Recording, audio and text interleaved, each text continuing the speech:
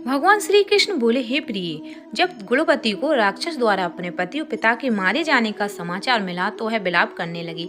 हा नाथ, हा पिता, मुझको त्याग कर तुम कहाँ चले गए? मैं अकेली स्थित तुम्हारे बिना अब क्या करूं? मेरे भोजन वस्त्र आदि की व्यवस्था कौन करेगा? घर में प्रेम पूर्वक मेरा पालन पोषण कौन करेगा?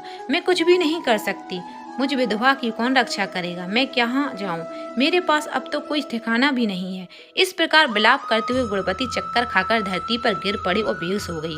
बहुत देर बाद जब उसे होश आया तो वह पहले की भांति करुण विलाप करते हुए शोक सागर में डूब गई। कुछ समय के पश्चात जब वह संभली तो उसे याद आया कि पिता और पति की मृत्यु के बाद मुझे उनकी क्रिया करनी चाहिए, उसकी गति हो सके, इसलिए उसने अपने घर का सारा सामान बेच दिया। उससे प्राप्त धन से उसने अपने पिता एवं पति का श्राद्ध आदि कर्म किया। तत्पश्चात उस नगर में रहते हुए 8 पैर भगवान विष्णु की भक्ति करने लगी।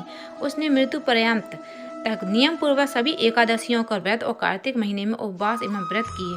हे प्रिय, एकादशी और कार्तिक व्रत मुझे बहुत ही प्रिय है। इनसे मुक्ति, भुक्ति, पुत्र तथा संपत्ति प्राप्त होती है। कार्तिक माह में जब तुला राशि पर सूर्य आता है तब ब्रह्म मुहूर्त में उठकर स्नान करना व व्रत उपवास करने वाले मनुष्य मुझे बहुत ही प्रिय हैं, क्योंकि यदि उन्होंने पाप भी किए हों तो भी स्नान व व्रत के प्रभाव से उन्हें मोक्ष प्राप्त हो जाता है। कार्तिक में स्नान, जागरण, दीपदान तथा तुलसी के पौधे की रक्षा करने वाले मनुष्य साक्षात भगवान विष्णु के समान है। कार्तिक मास में मंदिर में झाड़ू लगाने वाले, स्वस्तिक बनाने वाले तथा भगवान विष्णु की पूजा करने वाले मनुष्य जन्म मरण के चक्कर से छुटकारा पा जाते हैं। यह सुनकर गुणवती भी प्रतिवर्ष श्रद्धापूर्वक कार्तिक का व्रत और भगवान विष्णु की पूजा करने लगी। हे प्रिय, एक बार उसे ज्वर हो गया और वह बहुत कमजोर भी हो गई। फिर भी वह किसी प्रकार गंगा स्नान के लिए चली गई। गंगा तक तो वह पहुंच गई, परंतु शीत के कारण वह बुरी तरह से कांप रही थी। इसी कारण वह शीतल हो गई। तब मेरे दूत उसे मेरे धाम में ले गए। तत्पश्चात ब्रह्मा आदि देवताओं की प्रार्थना पर जब मैंने कृष्ण का अवतार लिया तो मेरे गण भी मेरे साथ इसी पृथ्वी पर आए, जो इस समय यादव हैं।